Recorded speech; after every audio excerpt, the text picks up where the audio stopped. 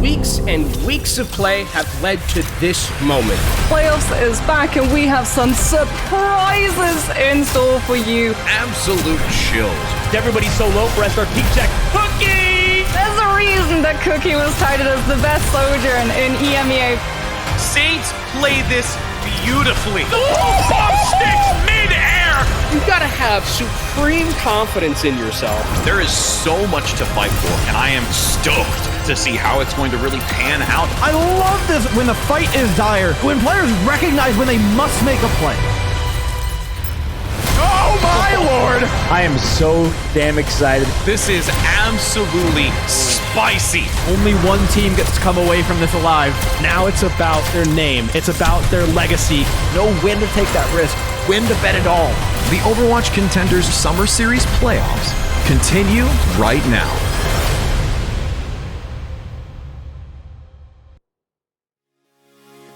Summer Series playoffs do continue now. We bring to you the first match of the day, 3 in total. I am Rich Rad here alongside my one and only partner in crime, Kenobi. And my friend, we had the tail end of EMEA, and now we get to start off this NA region. Yeah, we took a little bit of a break, between them. We had EMEA, a nice little reverse sweep coming out from Team Peps, and then now coming back over to NA, where we have our upper bracket matches coming in, and then one lower bracket match later in the day to round things off. But starting things out, we have O3 Splash versus Pirates and Pyjamas, then Saints versus Wisp, and then finally rounding it out, we see Afterlife again on broadcast another time. So definitely a lot to play for in these matches coming up here, especially from that upper bracket side. You really want to set that momentum, and you can see how the brackets has shaped out so far. One of the things that I think Dora and Hirix talked about yesterday, and that we kind of echoed on, was the fact that there's a lot of parity that's happening right now in the NA region. I think that there's a lot of teams that you could just be like, yeah, there's definitely a chance for this team to go and make a run and potentially win the champ. There isn't like a clear number one, right? I think that's the biggest thing, is there isn't someone who, like, if I was a betting man, I'd bet all of my money on, right? Because I think that there are so many options. And even when we take a look at, once this concludes today and we get the last final four pushing forward, then they have a whole week's worth of time to be able to continue developing and growing and enhancing and maybe finding some unique takes on things within those days. So it's going to be exhilarating to see what happens even after this and how it continues to go into that direction. But you are absolutely right. It is excited to see O3 and Pirates and Pyjamas for our first game, which I think is going to be a good one as well. 3-1, taking down Rift first, and then we had Afterlife losing with a map 5. So there were a lot of those coming in yesterday. But make sure you get your predictions in. 1 for O3 Splash, 2 for Pirates and Pyjamas, as we do take a look at the roster here for O3 Splash. O3 Splash, our number 1 seed in the round robin stage, is coming in here with a 3-1 victory over Rift, like you mentioned. And this is a roster that I think, given the fact that we're changing like a lot in the meta, I think that they're still pretty okay in terms of like being one of the best teams in the region, right? You have Infected, who is, I think if Reinhardt's going to be played a lot, I think Reinhardt is something that Infected is very good at, but also like the pieces around him, Lukewarm, being able to play Sojourn. I'll be interested to see what Echo is going to be opting in for, because Echo is like very much a tracer and like the Echo player, but also gotta be looking at that backline, specifically Neutral. I think if Neutral is an insane aimer on like Ana and on Zenyatta, I'm wondering what the Iliari looks like. The Iliari, I think, is something that if Neutral's picking it up, I want to see what it looks like. It's going to be scary because we, on several occasions, when we see Neutral play, we are just finding some amazing pop-off moments, those headshots coming through with the volleys,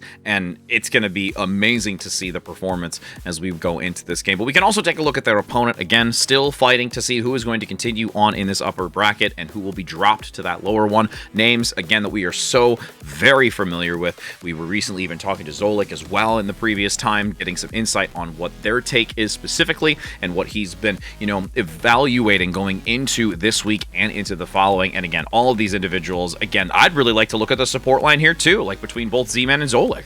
Yeah, I think Zolik was pretty good on the Iliari in the last series that we saw them in, and against that gruesome game 5 that we saw, or gruesome 5-game series that we saw against them in Afterlife. But I think that something that we touched on yesterday and that Hirix and Dor touched on when we talked about this team is that Strider's ability to expand his hero pool has really made, I think, this team incredibly dangerous, especially given the fact that this meta hasn't really settled yet. So there are a lot of different tanks on a lot of different maps that can be played. And with Strider's ability to have expanded his hero pool coming from, I mean, you can see it on the screen, Hammond was what we knew Strider for, right? That was the thing. I know Dora, talking about, I gotta mention G-Force because Dora isn't here right now, but like all the way going back to that, right? It was Hammond for Strider. And throughout, not only now, but the group stages, I think Strider has expanded his hero pool and really worked on it. And it's like really paying dividends for this 0-3 Splash team. I think they got a really good one in their main tank role, and it definitely shows with them being first throughout the entirety of that round robin stage. And major commendability to the consistent expansion of this knowledge and playing it so proficiently, as we do have a confirmation with Oasis being our first map of control. We get to deviate away a little bit from what we got to see earlier and now see a new playing field between these two. And again, we talk about the variations when it comes to each one of these sub maps. Again, there is so much variety that can be brought into the table here with those tank selections. But what we've known so far is that the Illari is being very, very heavily brought into this in the NA region, synergizing well with the Baptiste. Orisa, no surprise at all. And even when we have the interview towards the end of EMEA, is just understanding, what this might look like in development. The Orisa and the Winston and the utilization of Winston, but there's not been yet enough time to be able to maximize, so they lean in more so to this Orisa, which is just a very strong, well-rounded tank due to that back-to-back patch update. So wouldn't be surprised if we continue to see that here in the NA region. Yeah, I think Orisa definitely, even back in EMEA, has shown that Orisa's like the #1 tank, I think, right now, I would say, especially with how much damage the Orisa's outputting. Spear and Javelin just seems incredibly strong. And just, Jolik mentioned this in the interview yesterday, it's like the shooty characters, right? The characters that are just really good at just standing there and shooting. And I think that that's something that I think we've seen more in like the NA region. Like EMEA had its own flavor of playing like more rush style, a lot of Lucio over there, but back when it's been in NA, it's been a lot more of just, the standard. I think Illari BAP is like kind of what we're looking for in terms of that support line. And then around that, you have Soldier 76, you have Sojourns, you have Orisa as well. So, and I think it also depends on the teams, because Sigma is something that's like been offered as a counter to the Orisa. So it depends on like what we see between these two teams and what flavors they're going to be opting for in these matchups. I mean, the other part, too, is we've seen it on several occasions where it does have that quad DPS hit scan, it feels. Like that it's got the 4 hit scan damage specifically that's going to be brought into this. We've seen it on a couple of occasions, and yes, it just ties into that description specifically about the shooty player. And again, as we enter in onto this now, it's going to be our first round of control. Make sure you get your predictions in before they do close, because we always do like to see what your decisions might be and whether or not you're right, to be completely honest. As we go into this map, obviously chat predictions, 1's for 3 Splash, 2 for Pirates of Pyjamas. I think chat was 3 for 3 today. Almost. I believe so. I believe so. The Peps one was really close. That one, everyone was like, oh my goodness, we gonna try and dig ourselves out of this one. 75% support, but with the love that was shown to those that do support Team Peps right at that last interview, it was great to see for it. Capture the objective. 0-3 Splash coming out on the standard right now with the Soldier 76 and the Sojourn. This seems to be kind of what we're seeing a lot of teams trend towards, but on the other side, it's going to be the Torbjorn actually for Scissors. So Torbjorn got I wouldn't say immensely buffed, but like the buffs really helps bring Torbjorn into the forefront, right? And the ability to kind of have the consistent damage output, also setting up crossfires with turrets, I think is something that really is bringing Torbjorn to the forefront. But the turret is already taken down, it looks like, and you can see the flanking positioning coming in from Lukewarm. Almost takes down Z-Man, but the perfectly timed immortality field keeps him alive. You can see this side angle that Z-Man is taking, unfortunately, is going to be punished by Lukewarm, recognizing that they are vulnerable and they are low with that focus fire. Helix Rocket swings in as well onto Strider. But there is some at least combatants coming out from Scissors. It is going to be capitalized by 0-3 since they do have the numbers advantage and are just going to clean up the rest.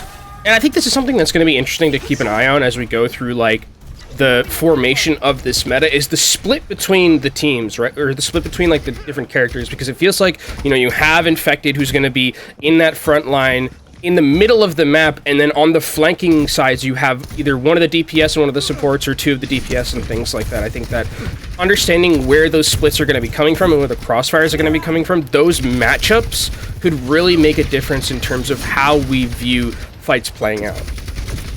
Lukewarm continuing to take control of this high ground, seeing this 3-player rotation, the 2-3 split. Nice shot from Echo, though, to take down their counterpart. 40% still climbing. There's an attempt to potentially get some value on this high ground, but they need to just wait patiently because Chronix can get back so quickly on the 76. Chronic losing that matchup against Echo really hinders the ability for Pirates and Pyjamas to set up here. As O3 Splash want to go a little bit aggressive and try and take down this main tank. Strider getting extremely low, gets healed up. Nice javelin as well to cause some distance between them, so they will not be followed up immediately onto that. As you do have the tack visor available from Echo, but dropped below. Lukewarm gets the value. There is the ultimate thrown into the mix here from neutral. Can it gain value? Big shot onto Z-Man. Can the remaining 90%, the immortality field is there, but Deco guarantees that they can follow through, so that kill does commence 80+%. And I mean, Pirates and Pyjamas have to retreat and get back into this one because it is last fight territory for them. They need to find a way in here, and they're really only going to have this tack visor from Chronic. There's not much else, and on the other side, Lukewarm's going to be coming in with an overclock. We know how good they are, but Lukewarm doesn't even need it right now. Just takes an easy rail to start things off. Yep, generates it so quickly before even having to commit the ultimate. Now has it in the back pocket if absolutely necessary. Chronic with the tactical visor needs to find pay dirt with this, but unfortunately gets javelin back, and the sightlines are non-existent. The railgun gets 2, and now looks for the 3rd around the outskirts. 100-0 here as O3 Splash come out swinging. And I mean, if this is a meta where we can see like Lukewarm play a lot more of the Sojourn, which it seems like Sojourn has risen pretty significantly in priority, burst potential is really nice against a lot of this composition, right? Because a lot of it's just like sustained healing. If you can just get those instant kills, like it's always great in those ways. So if you can see Lukewarm play of that Sojourn more often, which is something that even during the group stages we saw him play a lot of, and it wasn't necessarily in the meta. Now with it creeping back up into the meta a little bit more, I'd be worried for a lot of the teams because I don't know if there's many Sojourns that I'd take to task with Lukewarm and how good they are on that pick. Look at how close this is, 49-51. Hopefully it'll be just this as much was Dora, of a... it'd be 50-50. It's true. That 1% would absolutely shift. As we do see, you do have O3 taking the stairway, managing the high ground, seeing where Strider's going to go. Intentionally, the spear spin does not quite close the gap enough to look for the environmental kill off the edge there. Strider gets a nice shutdown onto Deco, though. Again, this is now the opportunity for Pirates to capitalize on this, and with their rotation to this lower position, playing it a lot more patiently, they've been able to completely take advantage here. And with Other Splash bringing in the Mei, you obviously get the wall with this in these enclosed areas, gets a lot of good value in terms of being able to section off members, but if you are able to secure that kill after the wall, you don't have the same amount of sustained damage as something like the Soldier 76 or like the Sojourn at the same time. So once Echo loses that wall, it's kind of hard to continue that fight if you aren't getting those picks, and now Pirates and Pyjamas have all of these sightlines to work with. Scissor's going to be free farming right now from the sides, and these high grounds are going to be great, but Sholik is already down.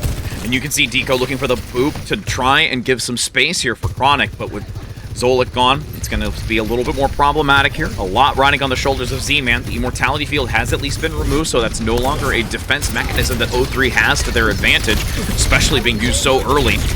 Swapping it over, attempting, as the stun comes in with a nice spear to lock Infected into the corner, and actually gets the overwhelming damage with Lukewarm just behind over the shoulder to give some extra assistance on this. Burst potential again from the Sojourn really coming in clutch here as Pirates and Pyjamas trying to stay and fight, but there's no way that they're going to be able to win this one. Zolik ends up getting speared off the map, and Pirates and Pyjamas have to reset here. Do get a nice 40% in their back pocket, and O3 Splash changing things up stylistically a little bit from them, not opting in for the Ilyari, but instead bring in more of that rushy style of backline with the Lucio and the Baptiste. And the biggest part of this, too, is we've touched on it on a couple of occasions. If Deco is left alone, it is much more viable for your opponent to take advantage of it, since you don't have nearly as much throughput and area of effect healing like the Baptiste. Infected, drawing back for the moment, has the Terra Surge, waits for the engagement, keeping patient plays. Cooldowns are needing to be recovered. As there is an ice block into the corner, tactical visor from the flank. There is a surge active. The sound barrier just clips Infected to keep them going. Strider vulnerable in the open. Everyone from every angle takes them down to not get the explosion from the surge. And this is still O3 Splash persevering over Pirates in Pyjamas. Z-Man going down very late there, and by the time we get to this next fight, Rich, I mean, with the percentage ticking up for O3 Splash, this is going to be last fight territory for them, and they're going to be walking into that Ant Matrix. I think we're going to see both of these Ant Matrices used in this next fight, but that Captive Sun from Zolik is going to be incredibly important, but O3 Splash want to go first. Throttling forward, Infected, making sure that they have every cooldown available to withstand until they can cycle back with the rest of the team. Amplification Matrix now gone, no longer available. This is why you see this slow momentum back onto the point. 10% remaining. You need Pirates in Pyjamas to lead into this. Zolik going in, attempting to proc in the back line. Can't quite find nearly as much value as they would have liked to turn this on its head. The overtime now active. Pirates in Pyjamas with that overclock need to hit the mark. Lukewarm is the first to go down, second closely after, with Neutral's immortality field being quickly eviscerated. And now it starts to snowball. Pirates in Pyjamas taking this high ground is able to dominate in numbers and swaps it back. And the biggest thing about this for Pirates in Pyjamas is they're able to keep hold of this Ant Matrix from Z-Man, which is going to be great to being able to hold down these angles right here. The tricky thing about it, though, is that on the other end, Eiko's going to have this Blizzard, which is great at just like saying, okay, if you're going to throw Ant Matrix right here, I can throw my Blizzard down and I can basically cancel it myself. And there's going to be about 1 or 2 more fights left into this one as we have the Ant Matrix being very quickly put out, and Strider annihilates Eiko. And love that decision-making from Pirates in Pyjamas, just not letting O3 Splash stand on ceremony. They go aggressive there and make sure that this next fight is going to be the last fight that we have. And there's so much riding on this Blizzard and potentially getting a pick with the Amplification Matrix through this, but Pirates in Pyjamas know and need to be ready for it to be tossed onto this. And the fact that they're playing these multiple angles isn't going to allow them to lock down several within one ultimate of that Blizzard. Scissors holding that tack visor for now, and Strider also having the Tarot Surge can pull them into this to have a synergy, while Infected with Eiko could do so. Very aggressive. Strider is so low. They get the pickup. Lukewarm is down. That's at least something for their troubles, but this is still extremely dangerous. Deco with the sound barrier, no longer having it available since they were too far out to land on the entire team. Chronic gets Eiko. Even though the Blizzard was thrown in, you still lose that Maywall and a lot of utility to push onto this point. Strider with the Doomfist also has that re-engagement potential, as there is a nice reposition with Zolik getting the pickup onto the support line. With Infected and Neutral down, this is going to be disastrous here for O3 Splash as Pirates finalize the last pickup here onto Deco on the outskirts as they will look to take this second round.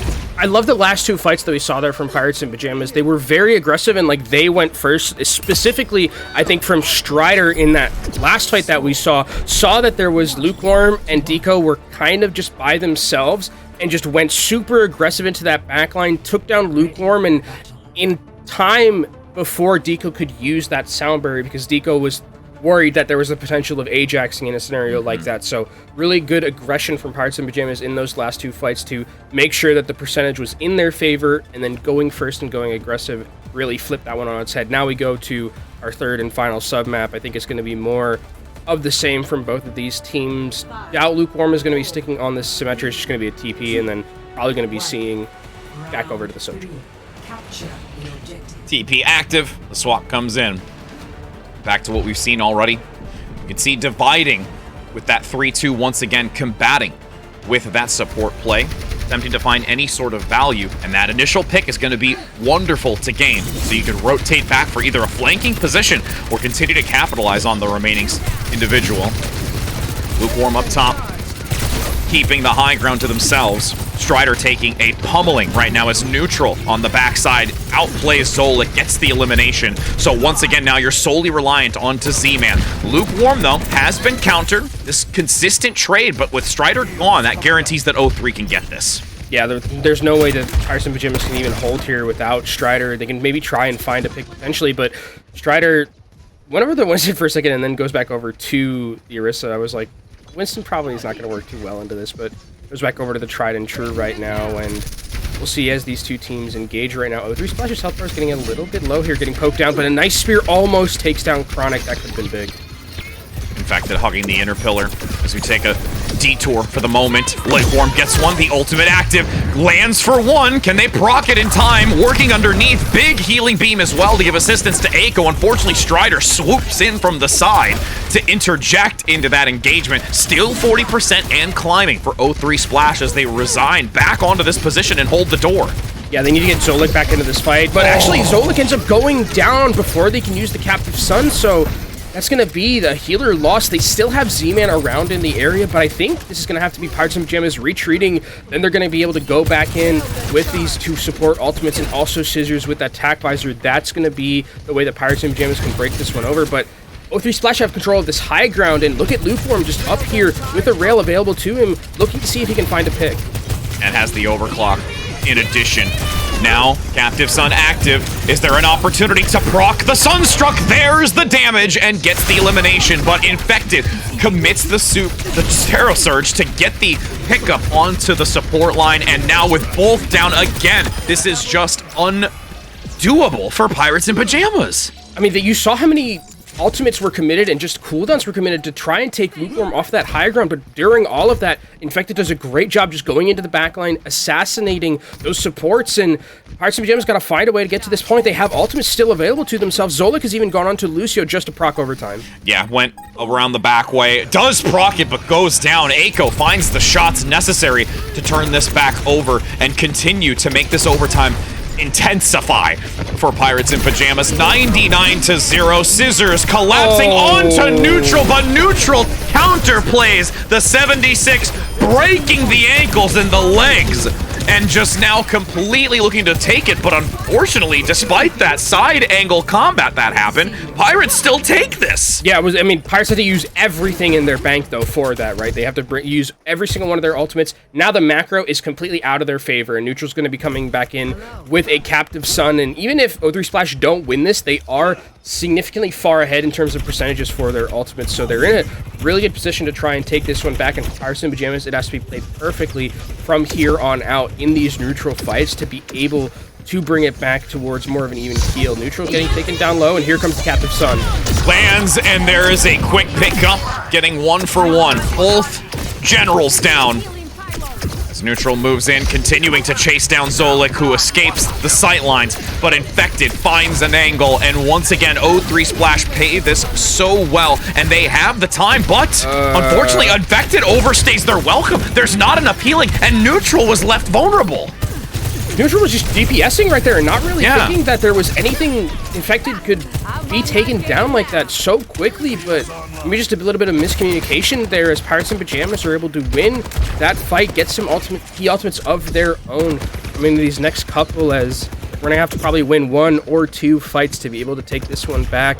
Both Ant Matrixies up for these teams. We'll see who's going to pull the trigger first, but if I'm Pirates and Pyjamas, I'm loving this positioning I have. I have all control of the high ground.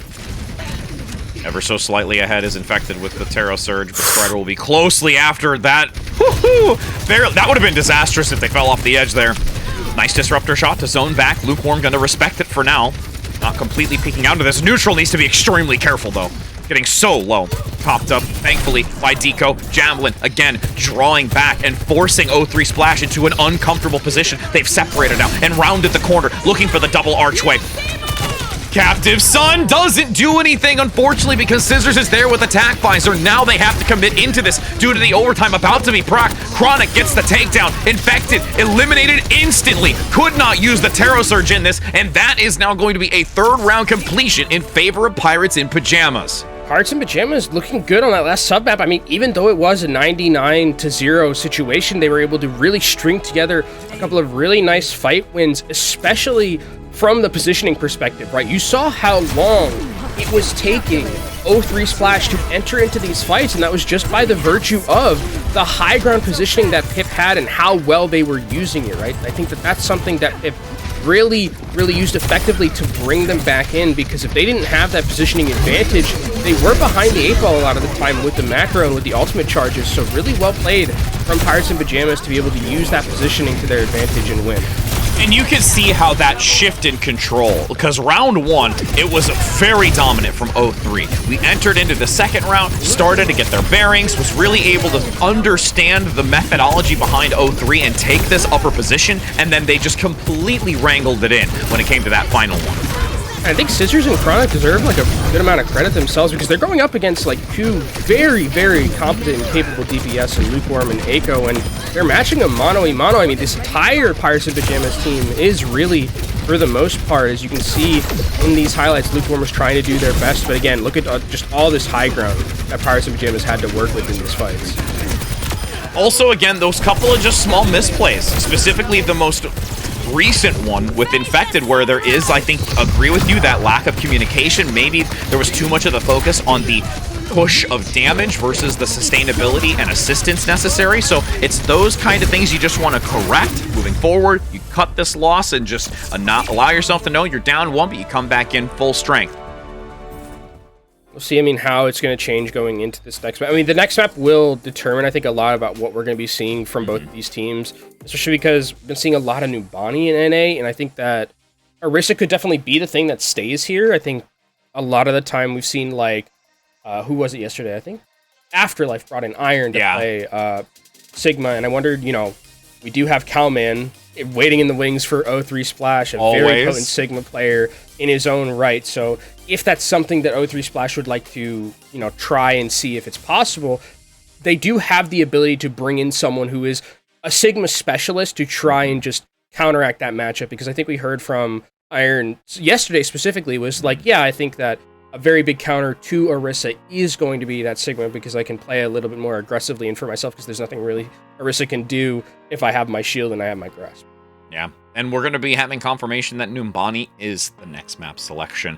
And we like to really focus on the way that the teams play specifically on this initial choke point, because those catwalks at the high ground, you want to understand that ebb and flow of how we've seen mainly that side stairway not looking to go mainly up the choke, and it's not like what we have with the Winston play where they attempt to try and take the high ground, this swap of, you know, high and low due to the lack of verticality with the Orisa play, and more so wanting to use that brute force that can be taking the opposing catwalk to get a javelin across the way, maybe knock some of the supports off or get a pin along the wall. So there's a number of different ways that they can utilize that as well here, unless we do, like you mentioned, see the Sigma and how that could potentially counteract it.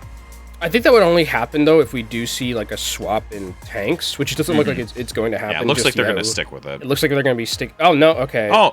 Infected for Cow. Yeah, so Cowman is going to be. So this just screams to me, this is Sigma. It's absolutely Sigma. It's Cowman specifically. I think the other thing that we would have to kind of take into consideration is the D.Va 2.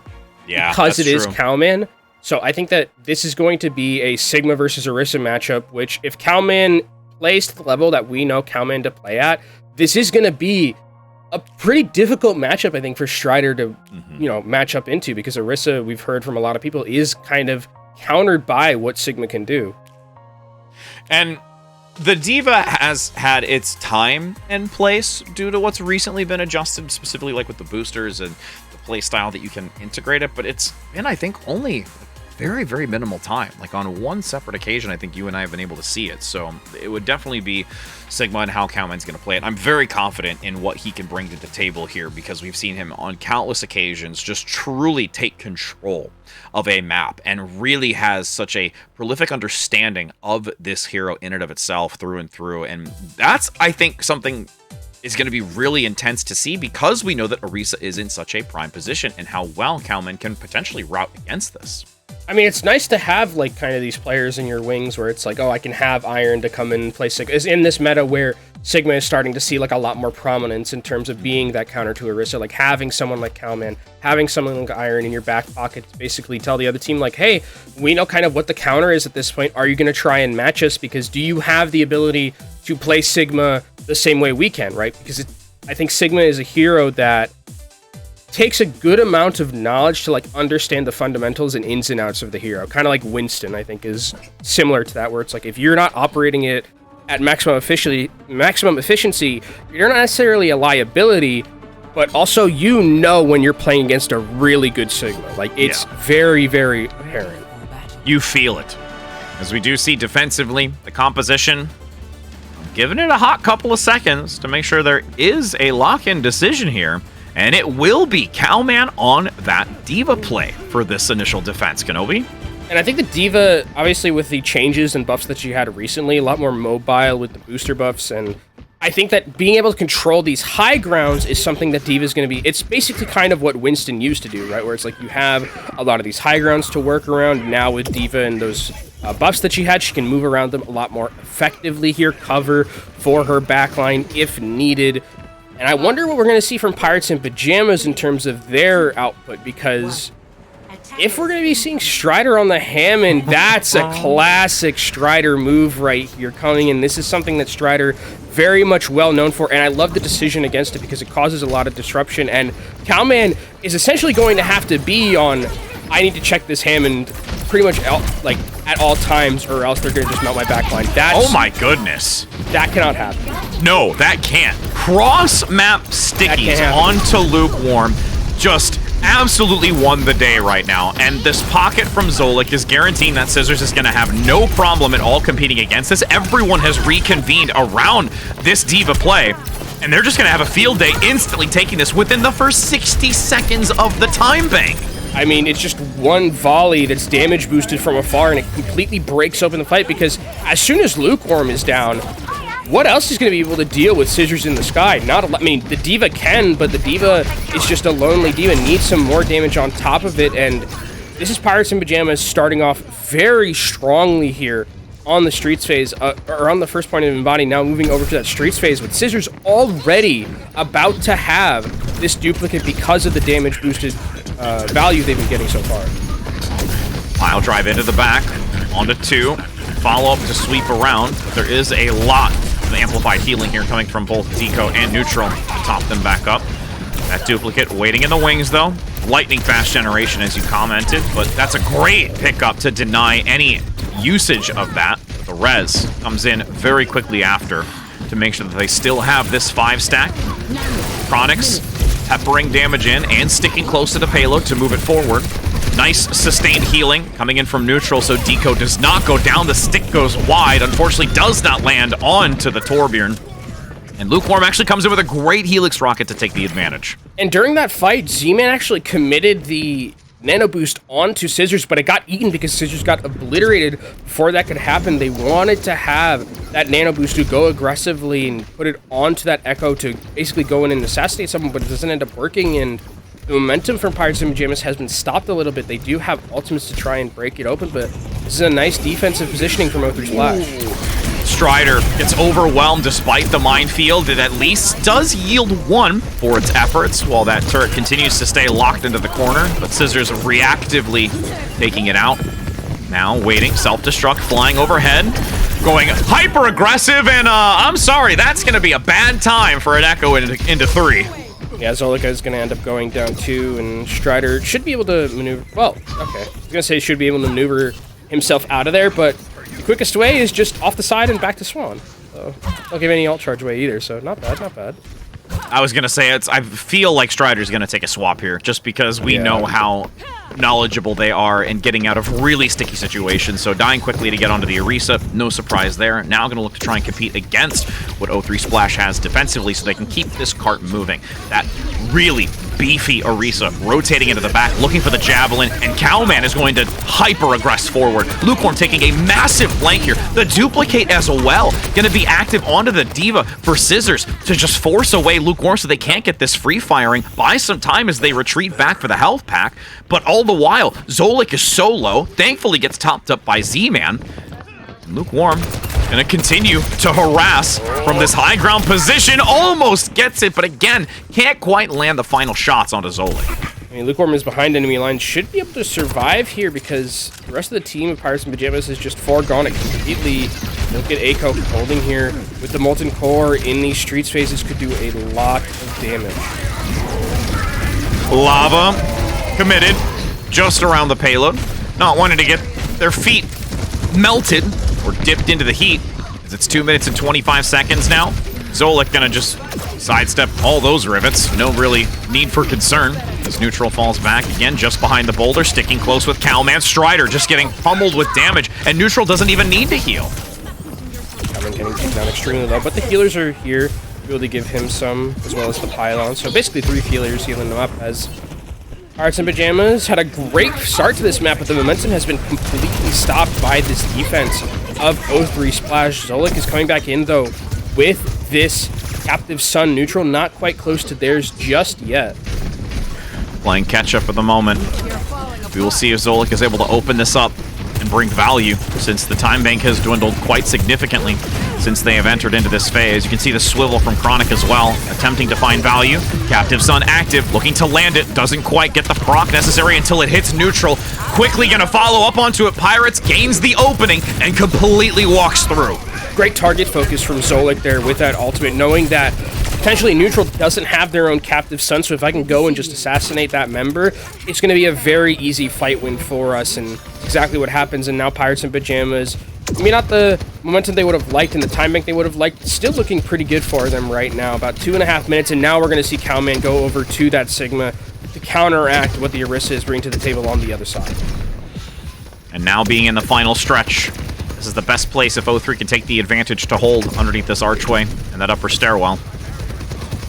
Peek in the corner. Lukewarm needs to be very careful not to go into the shots. Lukewarm gets it, though, onto Zolik, and now neutral follows up from behind with an ultimate of their own. Completely denies Pirates and Pyjamas and will be able to hold on this choke.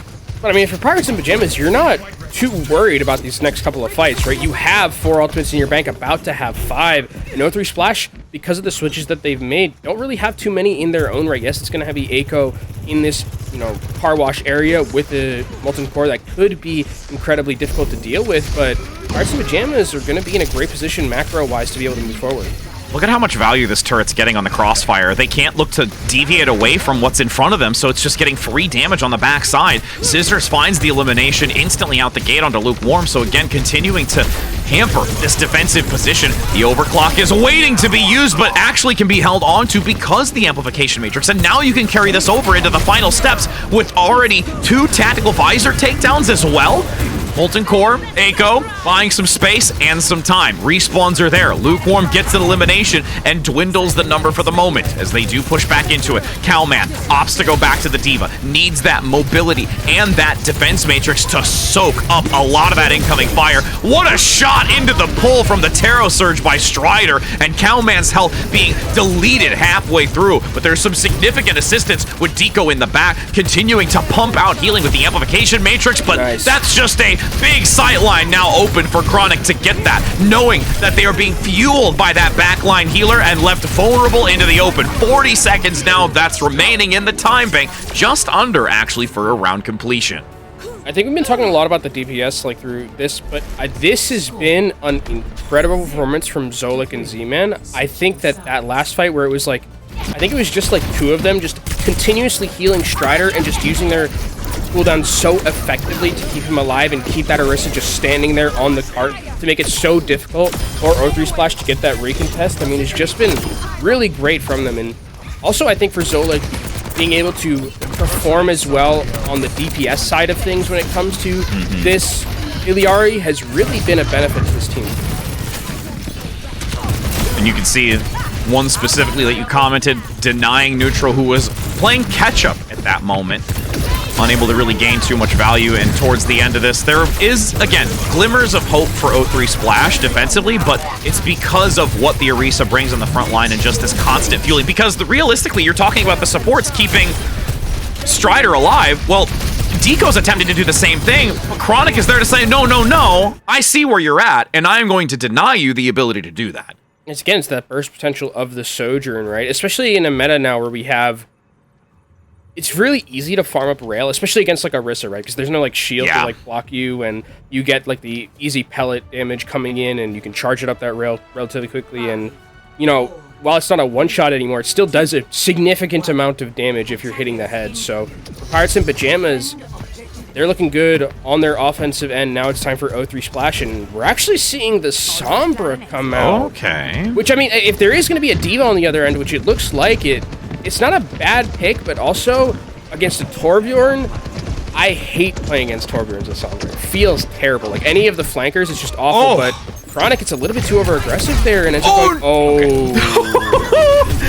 able to get out of there, had the translocate available, and this is kind of like a deja vu moment, but on the reverse side of it, you saw the stickies come out and get the elimination out the gate. Now you're going to see Chronic go down as well. Does have the quick re-engagement here defensively to get back into this, but this flanking maneuver by Cowman is really punishing Zolik on the high ground and finally outplays it. The defense matrix in return from Strider doesn't actually get the cover fire.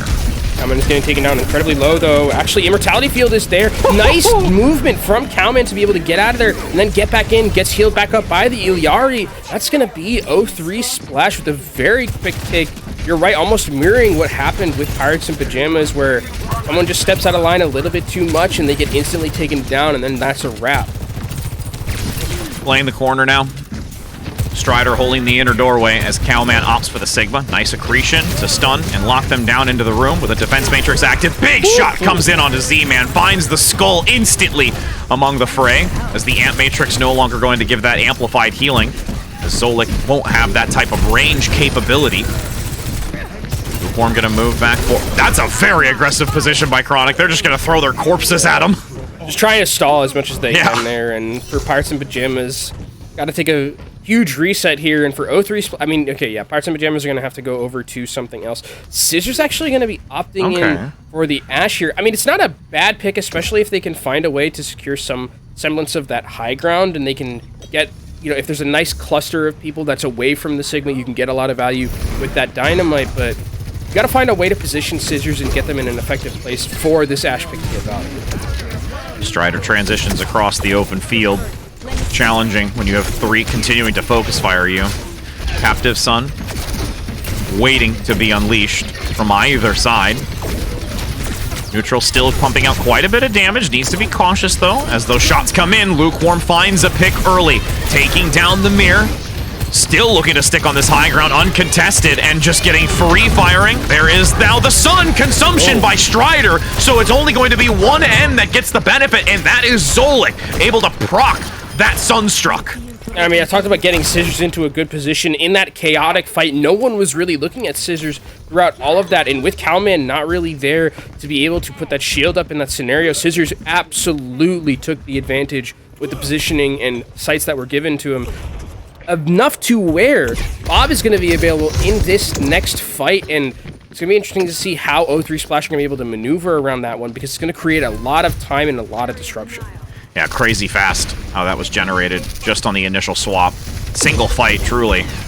Strider now looks for the spin, gets the knockdown before the accretion lands, so Cowman has to leave entirely, but that leaves a vulnerable opportunity for Strider to collapse onto the support. Deco actually gets out regardless because you do have Neutral supporting him from behind. Immortality Field buys a few more seconds here. Chronic needs to be very careful though, as this Cowman aggression goes forward and wants to take control, but Z-Man eliminates him with the assistance of his comrade. And now it's a back and forth. Bob gonna be thrown into the mix, keeping not only contention onto the payload, but also getting a lot of free fire damage until Lukewarm says, no, no, no, you're gonna leave the Omnic Butler there. Yeah, and I mean, really, there's no way for Pirates in Pyjamas to get back into this one unless Chronic goes absolutely bonkers here. There is some semblance of a respawn advantage with Chronic. He is going to go down relatively soon here, and point's actually going to be capped anyway, so it doesn't matter too much. Pirates in Pyjamas going to have to reset this defense at the end here. 3.5 minutes for 0-3 Splash. An incredible time bank from them, as you can see Lukewarm with these Sojourn stats right now. 19 limbs, 11 final blows. The next highest is on the other side with Scissors at 8, so Lukewarm trying to take over this lobby right now. And 3.5 minutes is such a lengthy time when you're in the game trying to play. Strider now moving forward, holding strong to keep this contested. Fortify is active, now looking for the Captive Sun, and there's the boom! Struck by Sun! Oh my, I was gonna say lightning, but that's not what it is. Yeah, that's a different element. I know, it really is. Okay, Different so I'm gonna throw you a ball here. Plasma. In Avatar, firebenders are able to bend lightning. So, and you know, and the sun is made out of fire, right? So, Thank you. Helped you. Thank you. You're welcome. Thank you. I appreciate you. And that right there just makes me know that you are worthy of a PhD because of your science knowledge. My science knowledge of through Avatar? I don't think lightning and fire have a lot in common, to be honest. Somebody's gonna science and add us on Twitter. But now as we continue to hold this corner again, Deja vu moment. Big stun onto Strider. That is a grand opportunity to push on. This neutral goes in. Sunstruck active and procced onto Chronic. And now it's in the home stretch. 2 minutes and 20 seconds to go for O3 Splash.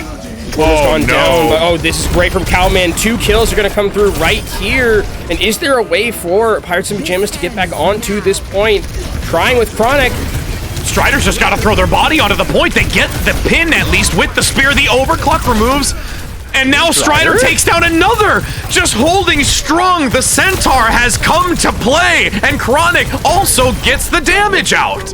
That looked like an incredibly scrappy fight that could have gone... It looked like it was going to go the way of O3 Splash with the picks that they were getting, but with how sustainable Orisa is with this support line, you can just get onto that point and continue to sustain through, and really, they didn't have the damage on O3 Splash side to be able to push that one through there. So, we're looking for O3 Splash, 1.5 minutes left for them. They just need to secure this point, right? Then they'll get another chance because of the fact Pirates in Pyjamas finished with less than a minute. You can see a little bit more reservation here in positioning, not wanting to play too far forward into the choke. Lukewarm now taking it off angle. What a javelin! But big response from the supports.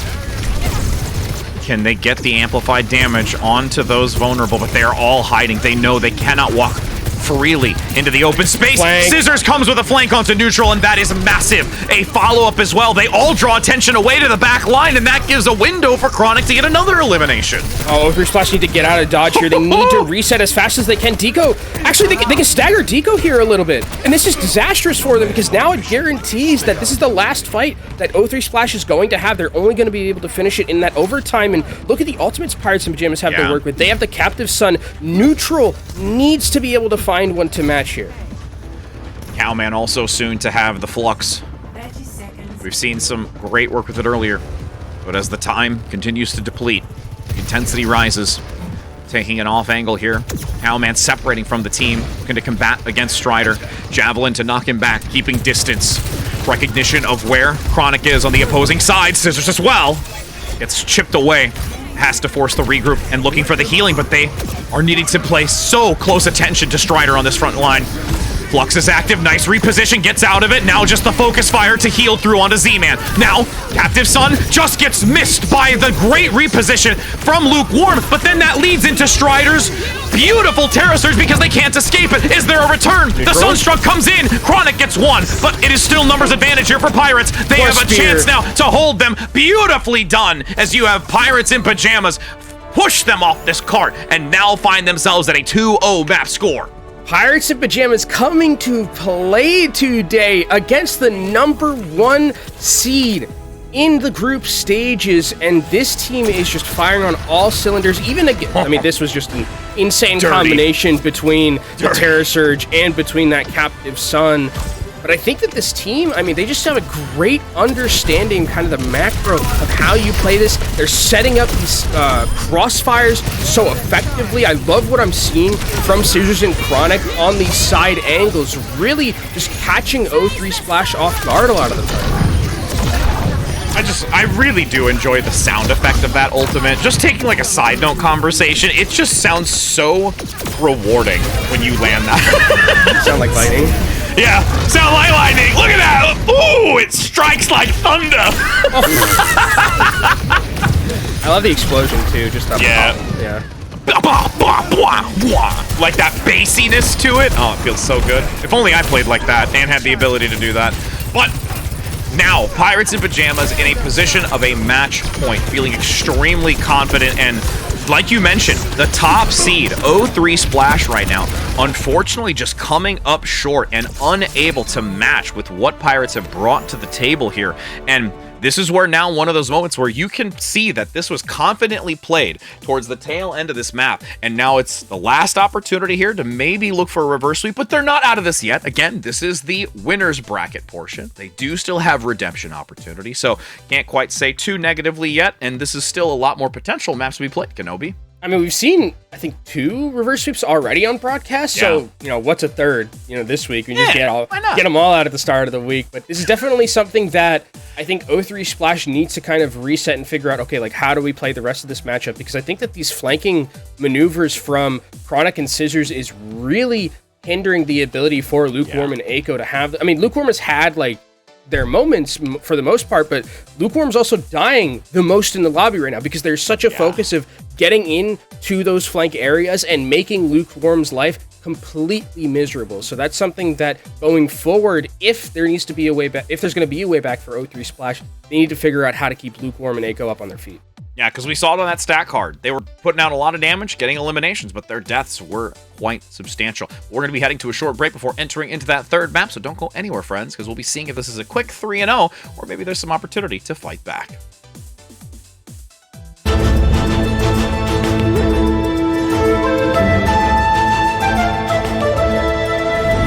There are days I will always remember when the sun and the world were bright.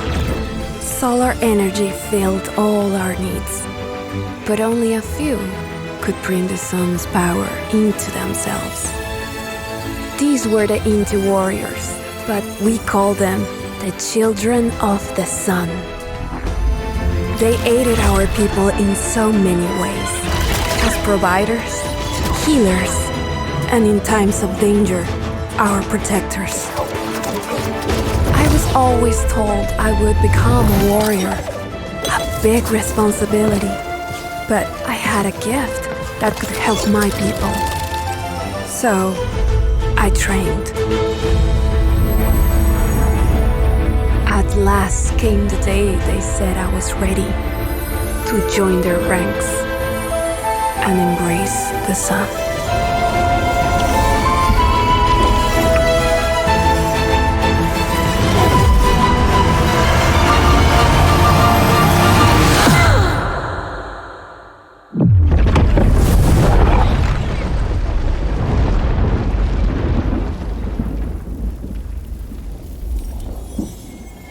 There are days I will always remember.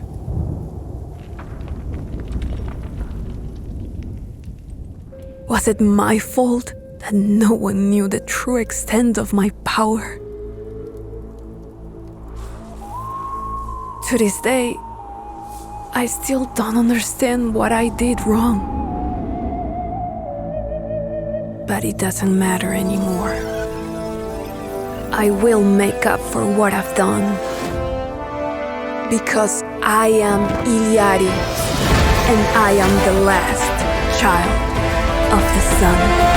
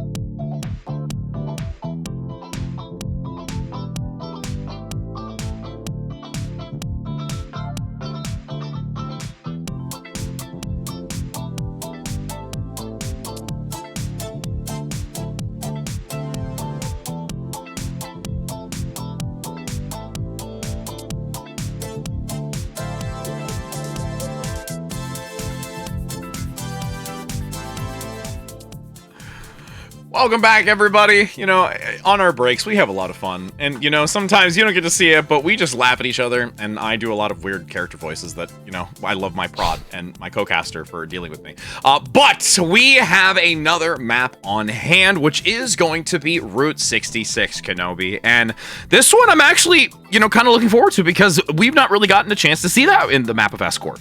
I'm also surprised. Well, okay, it depends if Cowman is staying in the lineup. If Yes, Cowman's correct. staying in the lineup, I'm surprised this isn't Circuit Royale. I'm very surprised, actually. Yeah. That's like where Sigma really does thrive. I mean, Route 66 is a map where I think you could still play like Diva if you want. I think it's definitely possible. I think you can still play Sigma theoretically here on a map like this, but I was expecting, like, in the halftime, I was like, okay, they can go to Circuit Royale. Yeah. And keep Cowman in. Cowman plays a very good Sigma. His home's in a box on, like, the home, later street run. Right, You know, like, that's where you can really kind of start this reverse sweep. But we'll have to see what Route 66 offers in terms of the compositions for both of these teams. I mean, maybe it's that they have some kind of ace in the hole or a strategy that they've been maybe working on that's a little bit deviating away from this, or because we've been seeing so much circuit that maybe there's just a lot that are used to that. Maybe taking it to Route 66 is kind of like a little ace in the hole. There's a number of different factors that can go into this. Waiting to get that confirmation as you and I both intensely watch to see if Cowman is going to be sticking around into this, and we can only give them a matter of time. And it looks like Cowman is going to be entering in onto Route 66 here. So I'm thinking D.Va, just because of the ability to like maneuver around those high grounds very effectively and control them, really help out in terms of like being able to pocket DPS who are up there. The thing is, though, is that we saw Strider play D.Va. I mean, it didn't work out great, I think, when we first, because they lost the first fight so quickly, but Strider did play it, and that tells me that there is a possibility for Strider to play it again if they need be. But also Sigma, I think on the defensive end could be something that we see, because you have a lot of opportunity with like high ground control to just kind of just like spam down onto people, and you can't really be taken off of high ground unless they take the long trek over to you where you could just get poked down for that. So we'll see kind of what the theory is for this O3 Splash team, who are staring down the barrel of going down into that loser's bracket, and Pirates and Pyjamas just looking at a clean 3-0 to go forwards and meet someone in that winner's final.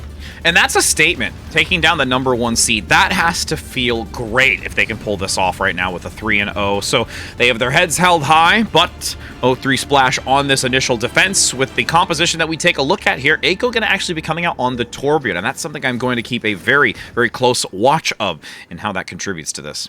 I mean, a lot of potential spam angles on the defensive end like this, and it's very easy to just kind of like throw those hot Cheetos into a chokehold and just be like, oh, I can just, get a lot of damage done here. But it looks like O3 Splash are gonna be opting into continuing to use that Sigma and just throwing it on that high ground and just spamming down onto Pirates and Pyjamas. And the onus is gonna be on Pirates and Pyjamas to find a way to get them off of the high ground, whether that's just like finding a pick with like, Chronic or Scissors somehow, getting into a flank. They can't let this composition just stay on high ground like this. There's gonna have to be a need to get them off of it. Pylon placed for now to give some great sustained healing to work around this junction. Nice angle position here from Eiko to get that turret between both of those pillars to not have an easy access point to destroy it, but Scissors is able to swing outward just enough so that they can gain that value. But with Zolik down, again, Pirates can't quite look to push into this because they do need that secondary support. Yeah, there's just so much spam potential coming out, and that's exactly what we saw as Zolik goes in and just gets clipped a little bit by Soldier 76, gets hit with a rocket, and that's all that was rode for. But O3 Splash is doing a great job of holding right here on this high ground. They're not really taking too much damage either. Cowman is using his cooldowns very effectively here to be able to continue to hold. Scissors can barely peek out. It's been so much applied pressure, big, but though. That's huge. Yep, Deco down. You're solely relying onto neutral at this point. There is still some decent firing coming through from both Eiko and Lukewarm to stifle this quick movement forward, but now that they get 2 more picks, Cowman has brought down. This opens up a lot of opportunity for Pirates. I mean, once you lose Deco there, it basically completely ends the fight, because the fact that, like, you lose Immortality Field, that's the biggest thing. That is the go button for Pirates and Pyjamas to say, okay, like, you've lost your Baptiste, that means we can just run at you. There's nothing that's going to be able to stop us, and they're able to secure all of those kills, and now a huge time bank to start moving through this second phase of the map here. Luckily for O3 Splash, you're going to be able to set up again on a high ground, but it's not as much of a power position, I'd say, than it was at the start when they were on top of the big girls, where Cowman is more so towards the low ground now, not wanting to let Pirates and Pyjamas get just free push completely. And you can see this potential 2-prong attack. You have a little bit of hesitation, though, from both Scissors and Zolik. They're posturing in this direction, looking for potential shots, but have been punished again consecutively here and denied free firing opportunities. The ultimate proc, looking to land it, and the Sunstruck commence. Eiko gets the counterplay, doesn't get the 90 damage onto it. Scissors still going to drop down from up top as a flanking maneuver comes in from Lukewarm. I have the high ground indeed, but on the front side, you can still see that Chronic Oh, well, that's going to be an instant deletion onto Z-Man mid-air as they jump. The chase begins, and Chronic gets it. Yeah, this is so scrappy and back and forth, but with Lukewarm being able to secure 2 of those kills like that, that might be enough for Pirates and Pyjamas to be stifled here. Gets a 3rd as well.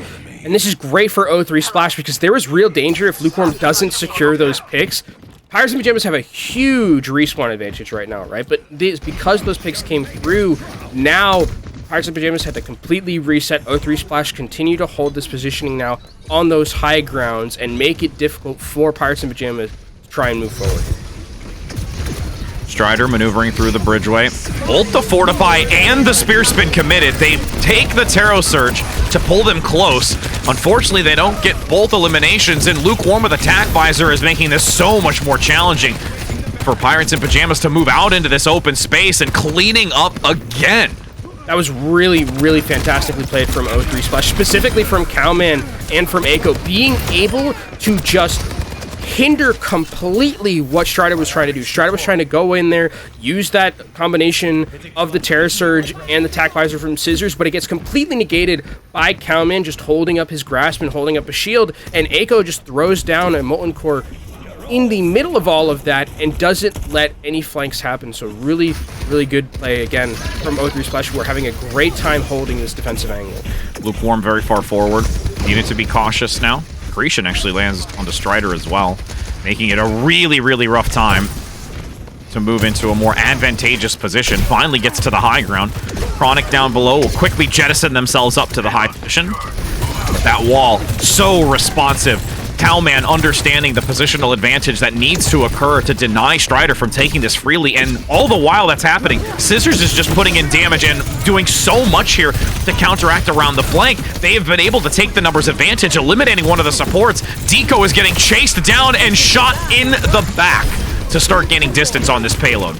And now Pirates and Pyjamas get to take O3 Splash off of those high grounds that they were using so well here. I think O3 Splash will be able to get one last recontest with how card is moving here.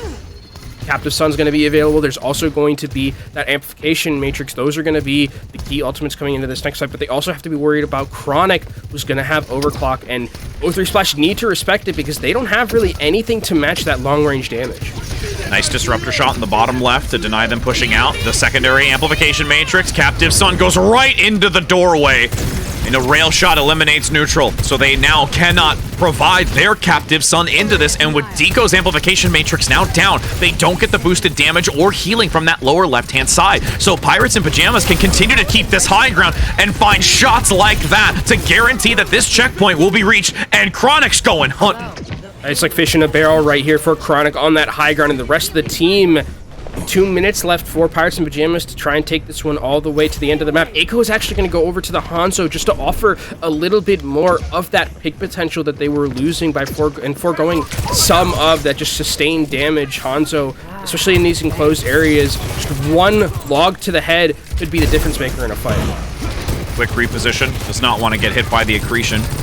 Strider gonna instantly take that high ground position to look to dislodge those that are there. Big shot comes through, doesn't land the headshot, but it's still a body that makes them play more defensively. Zolik goes down early in this though, as unfortunately O3 Splash is gonna be able to capitalize defensively in this narrow corridor.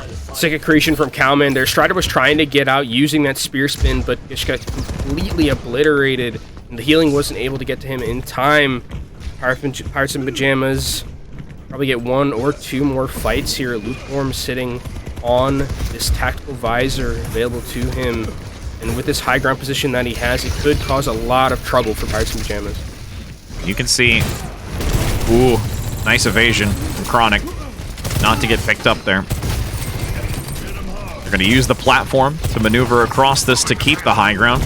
Chronic does unfortunately go down, the lower position. A little bit more slow and methodical here. Pirates and Pyjamas do not want to slip up as they have 50 seconds now still to go. The shield blocking a lot of damage. There is The Flux, 80 HP, great recovery, but unfortunately Strider is still too low, and Neutral now with the Captive Sun guarantees that Scissors is sent back to spawn, and this will be now the final opportunity for Pirates in Pyjamas, and they gotta feel pretty good for getting 2 ultimates out of this. Oh, but they're coming back in! Zolik goes in with the Captive Sun, Cowman's eliminated, but they're still getting value regardless because Lukewarm is getting these shots, and the Tactical Visor even comes out! Lukewarm's able to get 2 in this fight. I mean, it looks like Pirates in Pyjamas tried to commit back into this. Here comes the Terror Surge. Can it find any kills? It doesn't manage to do so. And now the scramble. Pirates in Pyjamas only have 15 seconds left. They've committed so much into this. Lukewarm now back onto the high ground. Shots are continuing to be fired. Pirates play in the corner. Big Helix rocket onto Chronix up top. Unfortunately, now not having a full 5, the amplification matrix is there, so that gives Z-Man an opportunity to at least give some extra assistance in healing and damage, but Eiko onto the Hanzo gets a great pickup onto Strider. They are no tank at all on the front line, and it will be a denied completion here by O3 Splash, but still a hefty distance accrued. Lukewarm's kind of taking over the slobby a little bit. A little bit, yeah. At least he's doing, I mean, he is significantly ahead in a lot of the stats right now, and I mean, yeah, 16 limbs, 13 final blows, 8k damage done. The next highest is Cowman with 7k, right? Like, this has just been an incredible performance from Lukewarm. Here's the thing, is that you saw the great stat lines in the previous one, but there were just 4 times the deaths. Actually, I think 6 times at the end of it. But now that the fact that you are keeping Lukewarm alive and that downtime that is now no longer spent inside of the spawn and is actually on the playing field here, it is really paying dividends. Yeah, really beneficial. I mean, this attack visor here also, just the targeting, it's just the idea of just like going for the person in front of you. I think like with attack visor, you're just like always, oh, I want to get the back line or something like that. But Lukewarm has done a great job, like you mentioned, with his survivability. I think it's something that like we talked about. He was very focused down in the previous couple of maps, and now on this one, only 2 deaths on his team. Like, he's been alive for a significant period of this matchup, and it is making a huge difference. And I think the Soldier 76 being able to continuously maneuver around those high grounds really never let Pirates in Pyjamas find a way to get onto him at any point in time. And I think it's a combination of not only just the mobility that the 76 brings to this and the understanding of when to utilize that sprint, but Neutral and Deco have also been pumping healing into Lukewarm to keep them alive. You see that healing bar just shoot up and down on several occasions during some of these fights. Now, Cowman leading the charge around the corner. Eiko gonna stick with the Hanzo here, so they do have the intel gathered onto that gas station. Couple of decent shots, goes for the body. Zolik is gonna top themselves up though, not needing to worry too much here with that pylon playing on the behind with a wall. Billboard specifically. They're utilizing, oh no, the cover isn't gonna be able to block the dynamite that comes from the right-hand side. Unaware that the Ashe is in that position. Chronic also, by the skin of their teeth, survives. Huge recovery by the supports to keep them going. And now they can continue to get this crossfire between Scissors and Chronic. You're gonna have to be looking at Z-Man, though, and Deco coming up towards their Ant Matrices in this next fight. Lukewarm trying to see if he can find one of these. Strider getting taken down incredibly low, but Neutral actually goes down to Scissors. That is so unfortunate. There was an opportunity. If Strider goes down there, that is a big chance to throttle forward for O3 Splash. The amplification matrix now online for both. Scissors gets another onto Lukewarm and stifles their attack. I'm actually loving this DPS lineup coming out from Pirates in Pyjamas. They are kind of like saying that like we have just a long-range advantage here, and you can see Lukewarm is respecting it, right? Lukewarm is playing more around the corners, not being as aggressive because he knows that if he steps out of line just once, Chronic or Scissors just take his head off. So this is really good, just mental warfare games coming out from Pirates in Pyjamas. And half the time bank already lost. Strider ready to dive in onto this when the moment is right. Bypassing the shield. The amplification matrix, though, is active. Strider instantly poks the spear spin to mitigate that initial damage that's pushed through and hides within the mine shaft for the moment and the payload between the two. Chronic now looking for anyone to poke their head out. Cowman gets the grasp in time to not allow the follow-up and barely gets out. Lucky. I mean, Cowman, that was calculated, I bet he'll say. Calculated! That was very, very close. And Lukewarm goes down again to Scissors. I mean, we talked about how significant it's been that Lukewarm's been alive. Lukewarm has not gotten a final blow yet on this attack, and 2.5 minutes have already been taken off the clock, and Pirates in Pyjamas still have a treasure trove of ultimates to work with. Pirates in Pyjamas want to make a statement that can be heard loud and far. It's now with 1:20 to go. Cowman with this flux can look to make something happen. Neutral in the back goes down instantaneously as they look to work their way around that pillar. And what a miraculous investment in this. They only have to commit Zolik's one ultimate, and they really realistically didn't even need it. Yeah, I mean, Zolik did enough damage, it felt like, to win that one fight, but now the with 55 macro, seconds again, to go. And the macro understanding see them of attempt to go Pirates back into Pyjamas. this Kenobi. It's a tall task to ask here.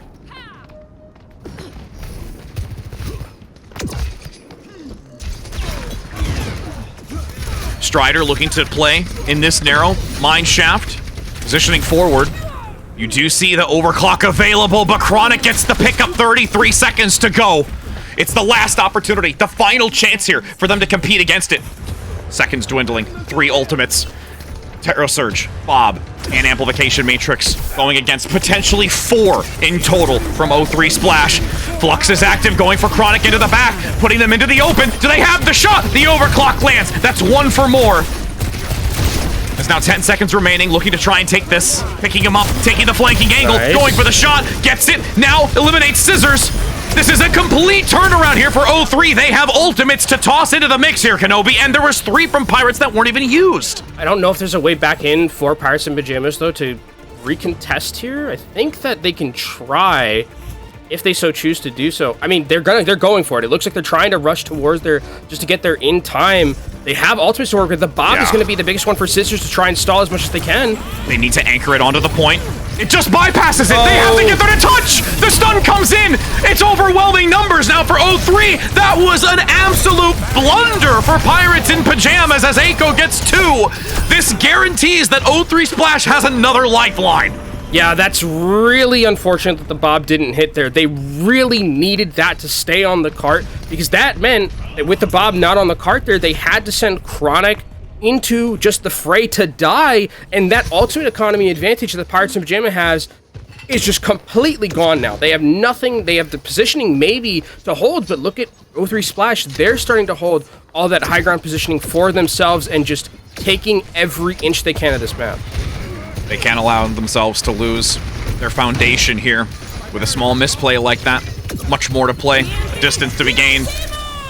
Captive Sun active, swinging underneath. Does not actually get clipped by the spear spin. It overpasses it, but nobody's really there, and the damage isn't enough to eliminate Strider, and they've got the immortality field, but Zolik comes in tenfold. Dropping down below, Eiko needs to be very careful here.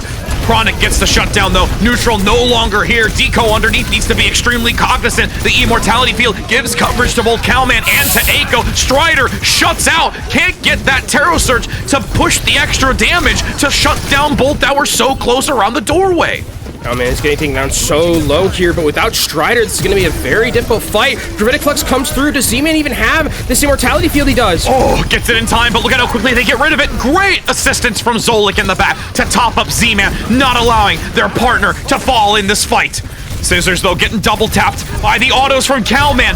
They're so close to getting these eliminations, but unfortunately, they just can't lock down the executions, which is allowing Pirates in Pyjamas to have more than enough time to recover from this, and now they've got these ultimates online. You do have Strider tucking back. Eiko, low, immortality field, active, Deco giving them coverage, but unfortunately, the overclock comes in onto neutral and denies them, with Strider taking down Deco. And this is going to be last chance saloon for 03 Splash here. They're on the verge of being a #1 seed who's going to get 3-0'd into that loser's bracket by Pirates in Pyjamas. And look at the positioning that Pirates in Pyjamas is going to get here. They're going to have all of the high ground to work with. They also have the Bob, so that when Eiko comes in with this Dragon Blade, I don't even know if it's going to get enough value.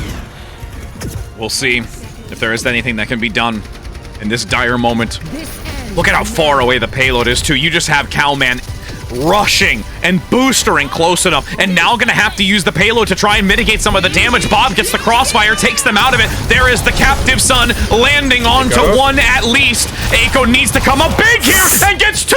Cowman gets rid of the Bob as well, so that's no longer onto the payload. They need to rotate back to it. Chronic gets the shutdown finally afterwards. Can they continue to do so? Lukewarm is heating up, and they once again miraculously pull it out with 1:30 now still to go. Absolutely great swap from Deco going over to the Ana just in kind of desperation, but it works perfectly because they know that the Bob is available on the other side, and the Bob gets slept and gets absolutely no value, meaning Echo gets a free blade and slices and dices through the backline of Pirates in Pyjamas. And with 0-3 Splash, I mean, this is definitely a winnable scenario for them. A minute left, they have a Transcendence, they can play a little bit aggressively if they'd like. They just have to be worried here about these neutral fights, about Chronic getting a pick or Scissors finding a huge Dynamite. And you can see the marker for where victory lies for 0-3 Splash. Look at how low 0-3 Splash is. They are getting pummeled right now. Now, Nano Boost onto Cowman, looking to try and re-enter, but the health value is still vitally low. They get out of the mech, they're pulled back in, the Terror Surge is there, completely taking down 2! That gives the numbers advantage of Pirates in Pyjamas, and you're gonna have Chronic rotate around, forcing back the Genji play. It's 26 seconds now left for 0-3. The Transcendence isn't used to keep Cowman alive throughout all that, and even with the nano damage reduction, he gets just absolutely obliterated.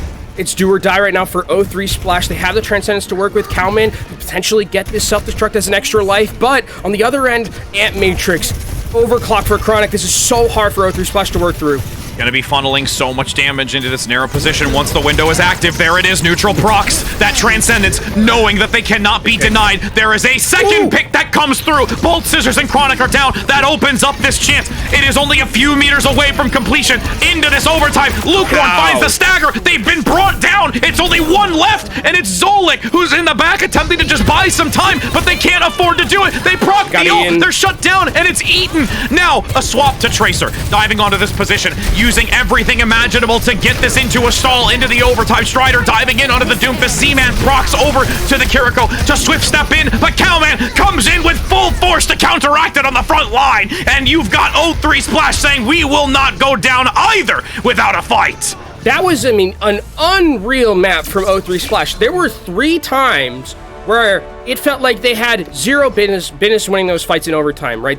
On first point, on second point, and on third. They just had those very small clutch moments where they get a pick or they sleep a Bob or things like that, and they're able to clutch it out and win fights that they realistically just had no business winning, right? There are 1,000 different universes where this is just an instant 3-0 and we go to our next match, right? But they clutch it out at the very end. And it's every one of those micro moments that don't just go according to plan that allow 0-3 Splash to be able to take this. And when they accumulate in such quick succession like that, Pirates in Pyjamas have taken full advantage of it. And this is feeling like one of those moments back when we were watching earlier with Pip Team Peps from EU, where they are not breaking, they're just bending to the weight, and they come back even stronger in this, and you have to give them major props for what they've been able to do. I mean, look at all these replays.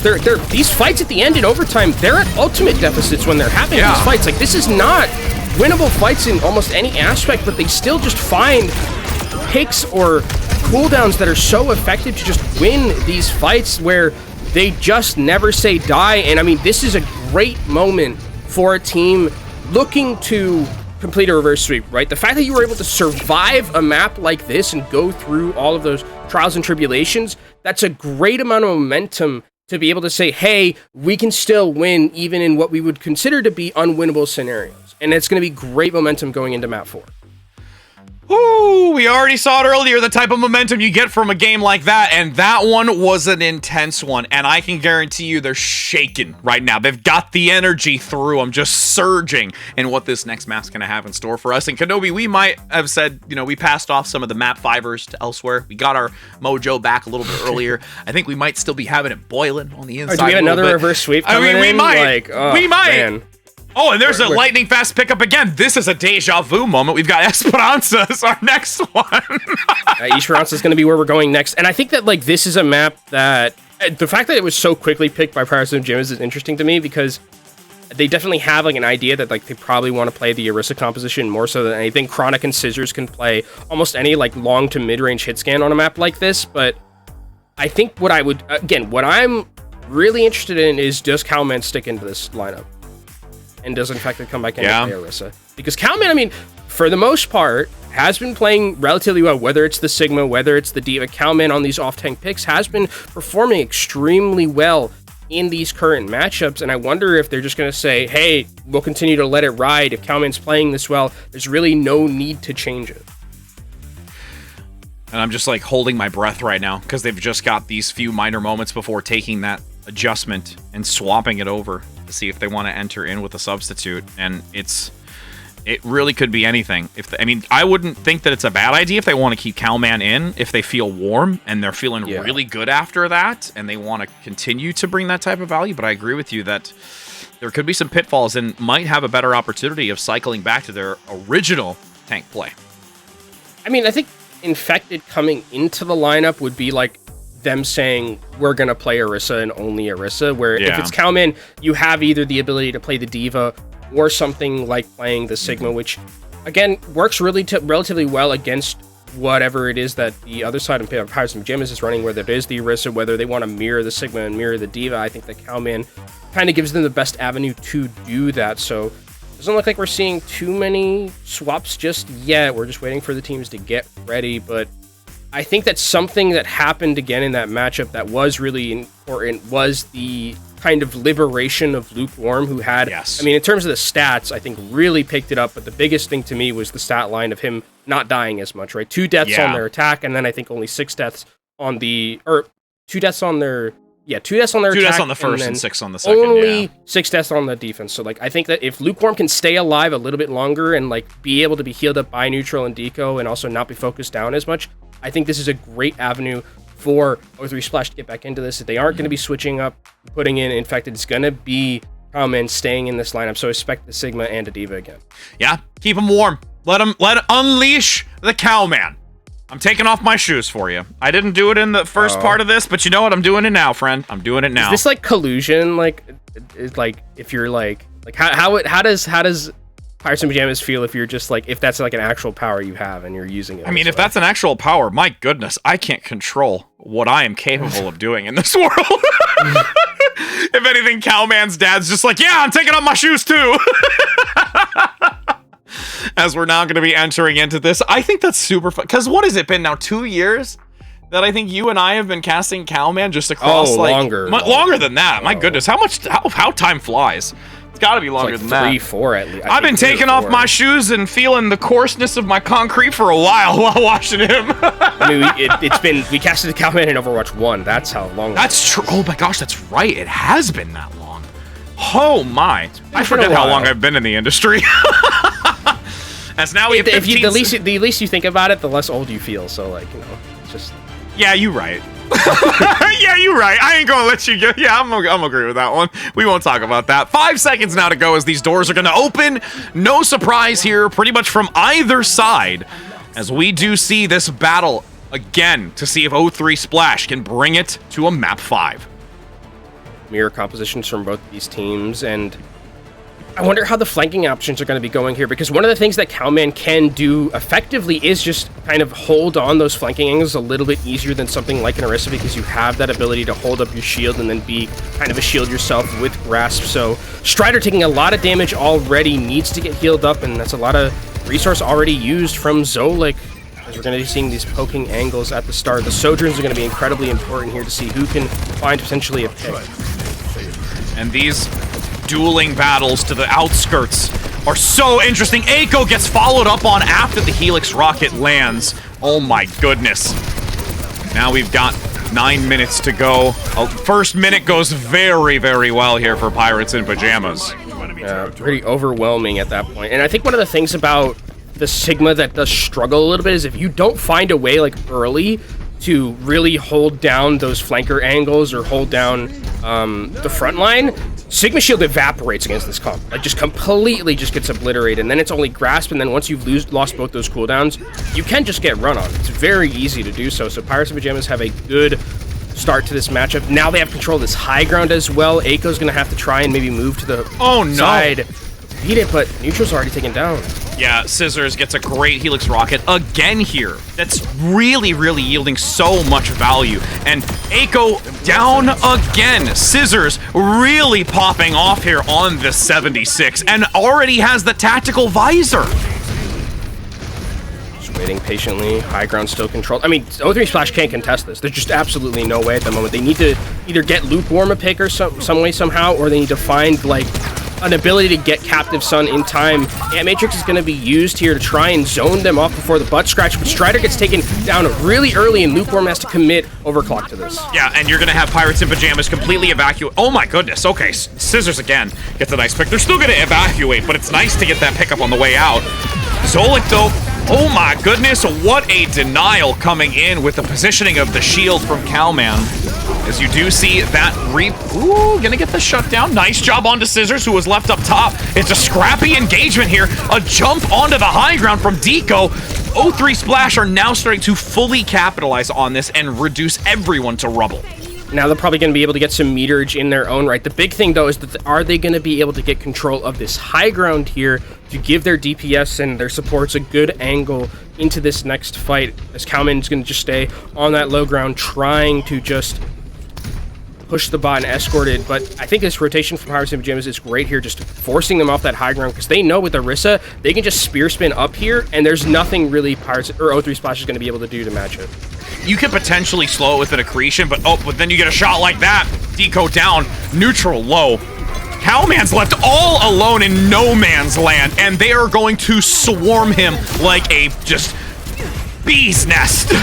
That was, great positioning from Scissors as well. Scissors actually goes to the opposite high ground and just starts peppering from a distance, where O3 Splash were kind of just as a 5-man unit walking, and you can't cover 3 different off angles into you. You get absolutely obliterated, and you can see Calman is actually opting into the D.Va just to have a little bit more ability to try and blanket some of these angles. And now Calman swapping to the oh my goodness, instantly taken out of that mech and is so close to being eliminated. The Terror Surge is rapidly approaching and was used onto Calman. This is now a butt scratch guaranteed and even more distance in the sight lines. Your ultimate's committed from Pirates in Pyjamas, but O3 Splash, in their own right, don't really have anything in terms of a semblance of an ultimate economy here. Calman actually goes back over to the Sigma, so it feels like they don't really have a great idea of how to beat this composition, especially getting onto this high ground. It's just so difficult without an Orisa that can just walk up there and spear spin. It's got to be so mentally weighing, the indecision of not sure what the right answer is here, and in all that time, Pirates in Pyjamas are continuing to just farm up, generating ultimates, getting damage and pressure onto all of O3 Splash in this archway. Nice damage in the back, the Javelin comes in, everything is just completely lining up here for Pirates in Pyjamas. And even though they're starting to get picks down, wait, actually, Deco's actually committing Ant Matrix to this. This is a weird fight. Completely all over the place. Echo goes down, Deco goes down. This is just, feels like complete desperation from O3 Splash to win this, and they don't even manage to do so. That's ultimates committed, they're losing positioning right now, and Pirates in Pyjamas are just saying, thank you very much, we'll take a macro advantage here. We're already so far heavily in the lead, and we're halfway through this map. And you can see with the regroup now, neutral needs to gain a pick with it. Oh my goodness, again from Scissors. We talked about Lukewarm really stepping up and playing strong, but you can see right now that Scissors has been taking a chapter out of their book and is just tasting blood in the water right now, keeping up so much pressure onto the back. Strider cycles to regroup with the rest of the team. The tactical visor is active from Echo, and Scissors will respond in kind, chasing down from on high with also Chronic chasing Echo. This is just a bloodbath for Pirates in Pyjamas. The respawns are closer here for O3 Splash to try and stop the bleeding a little bit. Pirates in Pyjamas, they're fine just standing here, continuing to poke down and taking as much time off the clock as they possibly can. Look at this disengage, too. They know that they can fall back, they can give the space. Strider's gonna get topped up, holding this corner, and wait for that bot to push back in, so they take the advantage. Nice spears to Javelin and force Z-Man back, who is low. Great pull, bringing them into it. Will take 2 with them. Calman, oh my goodness, you are just walking around with a stitch of health. As Zolik comes right back in, bringing that Captive Sun, but again, scrappy fight just across a wide span of the arena. I mean, this feels a little bit like just like a bunch of 1v1s and going on complete other ends of the map. And finally, O3 Splash is able to win the fight. But again, look at the amount of meterage that you have on Pirates and Pyjamas' side, the amount of time that's left. I feel like if you're O3 Splash, you have to play the rest of this perfectly. I mean, losing a fight here is disastrous because then it just goes back to the other side and you have to do this fight all over again. They would really love to reach this checkpoint now, but since it's such an easy time to get back into this, Pirates is going to compete against it. Calman being attacked from two positions in the small, narrow corner with the immortality field already being forced out. Calman has no escape down below here, and if they do attempt to cross, they're going to be left vulnerable by the high ground. You can even see that Lukewarm can't try and face off against Strider. They just have to continue to backpedal, and Deco gets jumped on. Yeah, Strider just walks up to those backline members and says, it doesn't matter to me, I'm Orisa, you can't do anything about this, and it's a fight win again for Pirates and Pyjamas, and I mean, the worrying thing about this to me, Rich, is that Calman's on Orisa, and that feels like almost white flaggish to me, where it's just like, okay, this is, it feels like a surrender, where it's like, we're putting Calman to play more so D-Sigma, more so play the Diva, and now we're just mirroring because Strider and the rest of the team of Pirates and Pyjamas are just taking absolute control of this game. And here comes O3 Splash on this high ground trying to take them out, but Calman already taken low. Yep, you can see dropping down below, away from the entire team. They're just leaving him there. They don't need to worry. They can swing under and pick him whenever they want. And now they're trying to flank, and it's getting absolutely no value whatsoever. Z-Man is just here. This flanking neutral is not going to be able to do anything. Pylon, it just feels like it feels like there's no way back into this for O3 Splash right. With 1 minute and 35 seconds, this is looking dire. As O3 Splash. This is great from Pirates and Pyjamas, though. Yeah. They just go and they just go back up to this high ground and make it miserable for O3 Splash to try and get through. Very reminiscent of what we typically see a little bit further back when it comes to the Winston play onto the bridgeway. You just constantly cycle back, going to the technical neutral, which really isn't, but at this point now, Scissors with attack visor going to get one again here. Just over 60 seconds, and they are going to hold the line again in this archway. Calman being forced back with the spear spin, unable to really counteract against Strider, who has an immortality field, a forced out Terror Surge underneath once again as a desperate play. It's just throwing ultimates into this swirling vortex that is underneath them. They took him from us.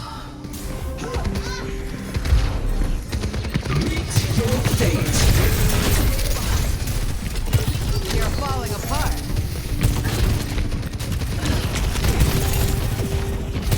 Now, as we do have 30 seconds remaining. Great pickup with the rail shot 1-for-1, but O3 Splash is able to persevere. Calman so low, but gets topped up by Deco with the immortality field. Both support ultimates need to hold on to these so that they can start utilizing for the rest of the way because they have a long adventure ahead of them with 10 seconds to go, but it's still starting to seesaw back in favor of O3 Splash. I mean, 10 seconds is all they have, and there's not really anything O3 Splash has to work with. It's just going to be a lonely Ant Matrix, but Pirates and Pyjamas have insanely more amounts of macro here. In the high ground 2 positioning, it's all for O3 Splash to play with. Now, the overtime commencing. Calman just has to wait for the right time to engage. The Strider drops from on high. It is a massive hill to climb. Calman gets overwhelmed. You just see Strider galloping forward with such ferocity to take down everyone from O3 Splash as the rest of the squad falls in suit, the general leading the way. Pirates in Pyjamas take this a 3-1 score against the #1 seed, continuing to maneuver through this upper bracket and absolutely making a statement of what is to come. And Pirates and Pyjamas, doing it against a team as kind of prolific as this O3 Splash team, being the #1 seed, with all of the pedigree they have between the members that we know so much about, Calman, Neutral, Deco, Lukewarm, and Echo. I mean, this team, and Infected as well, who was in on the first map. I mean, Pirates and Pyjamas are operating this meta so effectively. The way that they're maneuvering around the map, the way that they're setting up Chronic and Scissors on these flank angles, the stalwart presence that we have from Strider in the front line. I mean, just absolutely perfectly played from Pirates and Pyjamas, who are setting the standard, it feels like, at least on broadcast, as to what this composition can be doing. Wonderful job across the board here. You can just see with these replays how well Scissors stepped up and was able to come back and combat what Lukewarm was really bringing to the field. And you highlighted not only the reduction in deaths and the maximum amount of damage that was put into this, but, you know, it's going to be one of those times where now O3 Splash can look at this as a learning opportunity, being drawn into that lower bracket, where next time they come into moments like this and how they're going to face off against either O3 or another competitor, of how they want to potentially go into these maps with their selection, their player substitutes, and just the overall strategy before going into next week. For O3 Splash, I mean, it does have to feel like a little bit unfortunate for them, because, I mean, coming in again as that #1 seed, we talked about how there was like a lot of parity for them, but still the pressure of the #1 seed is still something that kind of carries with you. We remember last tournament, like Wisp getting bustered down really early in the bracket. I mean, it does have to, luckily they have like a week to continue to play and go into that losers bracket, but still, I think this is a great performance from Pirates and Pyjamas, and whoever they face in that winners bracket, or winners finals rather, I don't know if I'd want to play this team firing on all cylinders with how good they are. I mean, luckily again, they have like a week to kind of download essentially what Pirates and Pyjamas is doing, but they're playing at a very high level, and it's going to take a really good team to beat this Pirates and Pyjamas team. Yeah, absolutely. And with us being able to see the victory now, that also means that we have an interview ahead of us. So we are going to be able to speak with Stone for the victory coming out from Pirates and Pyjamas. So don't go anywhere, my friends, because we'll be back in just a moment. Oh, hello, Fancy meeting you here. It's so nice to see ya. Are you ready to survive the wastelands? Then you'll need to bring your shotgun, your axe, and of course, your knife for your sharp wit, if you get my drift. Hey, whoa. Hold on there. Don't forget to pick up your Overwatch Contenders Junker Queen skin. Yeah, gearing up is as easy as connecting your Battle.net account to Twitch. And after that, watching the Overwatch Contenders Summer Series will contribute to your drop progression, letting you claim your own wasteland-ready Overwatch Contenders Junker Queen skin. Oh, that's right. It's time to rampage. Now, get out there and slay with the Overwatch Contenders Junker Queen skin. Okay, take care now. See you in chat.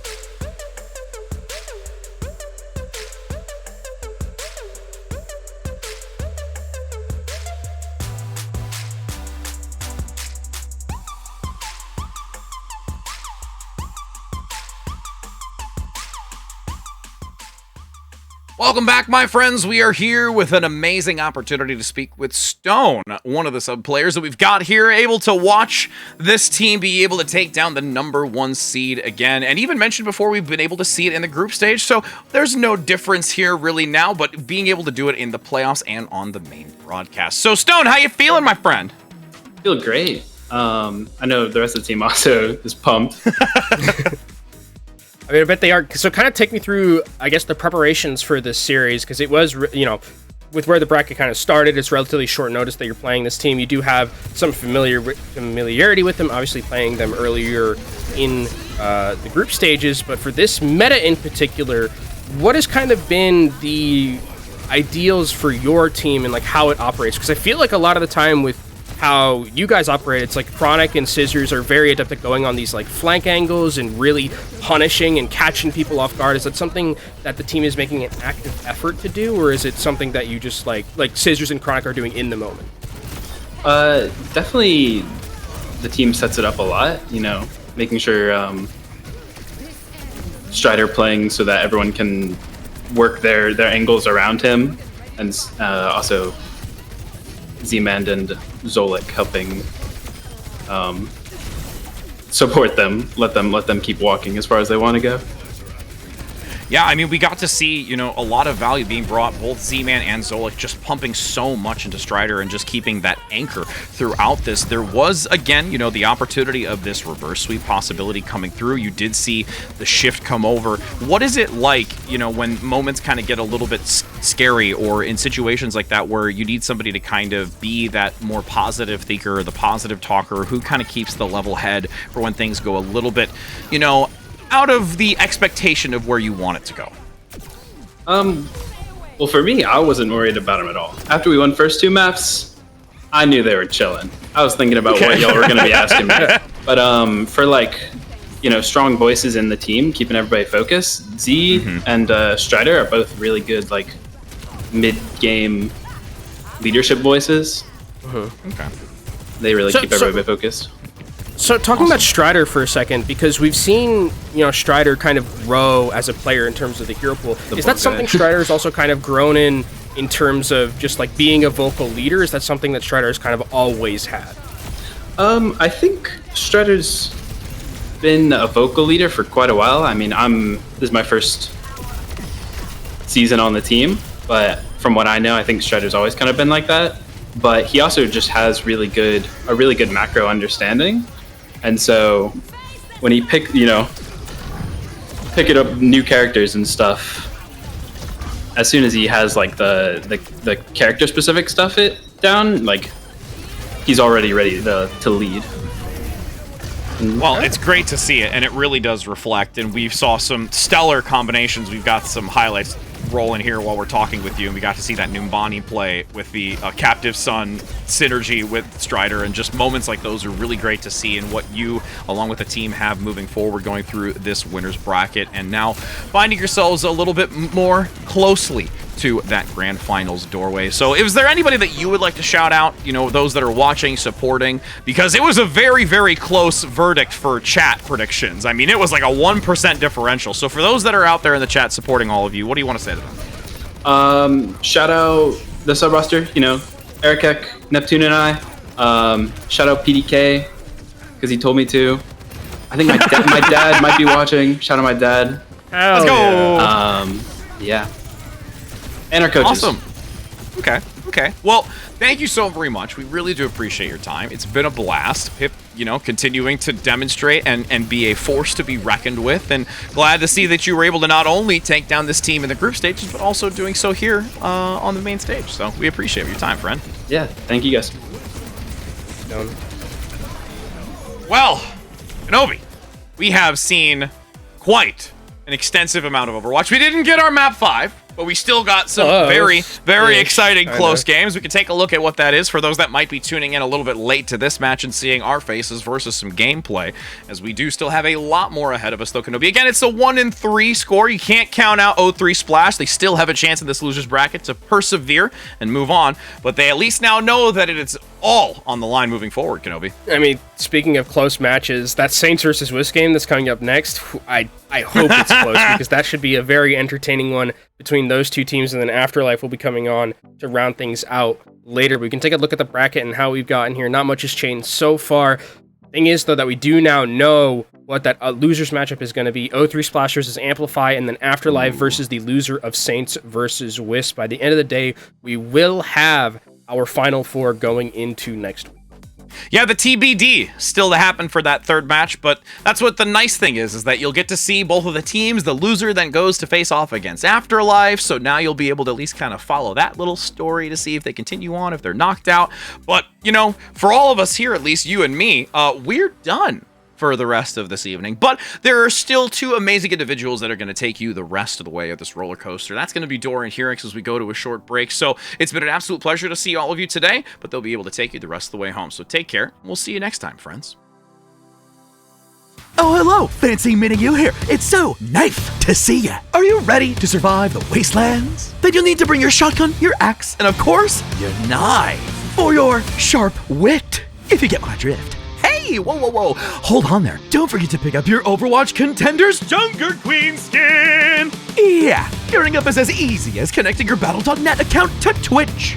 And after that, watching the Overwatch Contender Summer Series will contribute to your drop progression, letting you claim your own wasteland-ready Overwatch Contenders Junker Queen skin.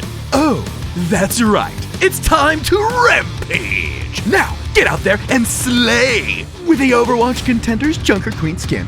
Okay, take care now. See you in chat.